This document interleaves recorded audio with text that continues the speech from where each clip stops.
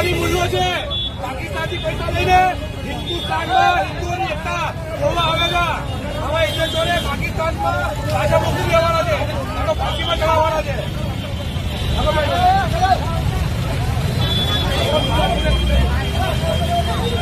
ભાઈ આગળ રહેજો.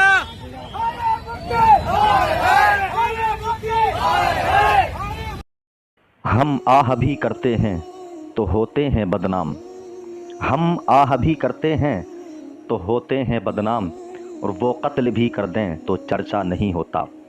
जी हाँ अज़ीज़ान मोहतरम, आप जानते हैं मुफ्ती सलमान अज़हरी साहब क़िबला जो अभी तक हिरासत में हैं और अभी तक आप तकलीफ़ों मसाइब व आलाम में घिरे हुए हैं. किस वजह से? सिर्फ़ एक जुमले की वजह से, जो आपने बोला था कुछ देर की खामोशी है फिर शोर आएगा, आज कुत्तों का वक्त है कल हमारा दौर आएगा.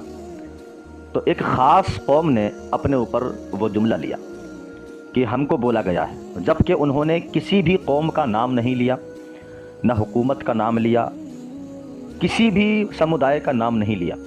सिर्फ इस तरफ इशारा करते हुए कहा कि आज कुछ लोग मुसलमानों को काट रहे हैं, मार रहे हैं, लेकिन जब इस्लाम का दौर आएगा, मुसलमानों का दौर आएगा, और ये सब जानते हैं कि हाँ दुनिया के अंदर ऐसा होगा कि हर जगह पर इस्लाम होगा.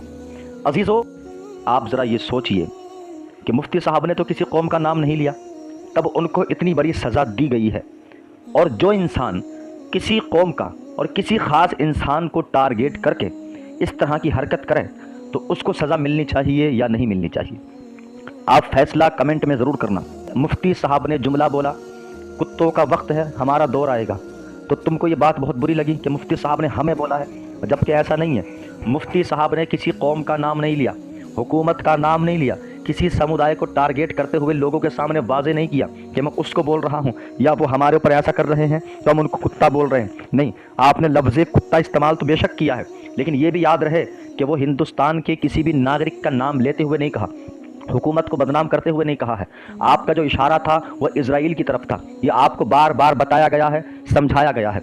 लेकिन इस वजह से कि मुफ्ती साहब ने किसी के भी बारे में कुत्ता शब्द का इस्तेमाल किया तो उनको इतने दिनों से पुलिस कस्टडी में रखा हुआ है, सवाल जवाब हो रहे हैं, तरह तरह के ताने, इल्ज़ामात, तोहमतें लगाई जा रही हैं.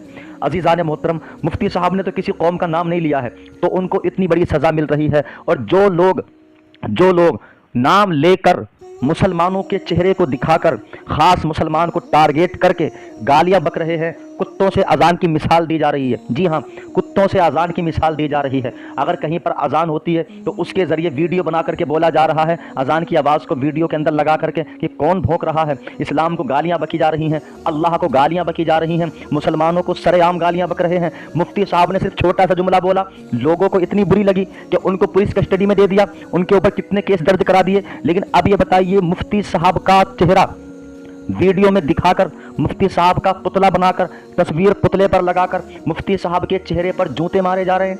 मुफ्ती साहब के चेहरे पर जूते मार के मुफ्ती साहब के पुतले में आग लगा दी गई है.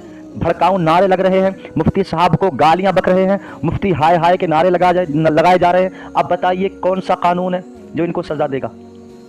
अब कानून की आंखें बंद हैं, अब कुछ नहीं नजर आता है.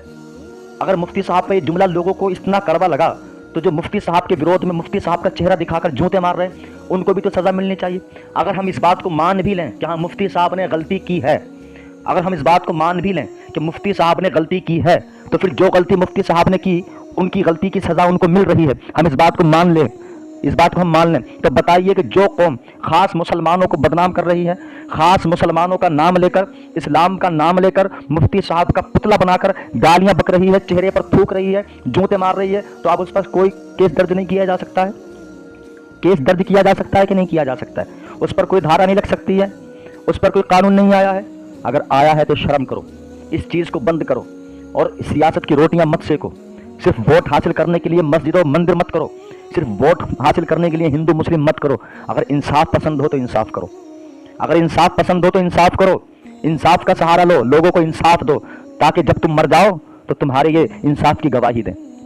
जब तुमसे क़यामत में सवाल जवाब किए जाएं तो तुम वहाँ पर साबित कदम साबित हो, वहाँ पर तुम सच्चे साबित हो जाओ, तुम इंसाफ वालों में आदिल साबित हो जाओ. لیکن اگر تم نے دنیا کے اندر صرف ووٹ خریدنے کے لیے ایک قوم کو اوپر رکھا دوسری کو نیچے کیا، مر جاؤ گے نا، تب پتہ چلے گا کیا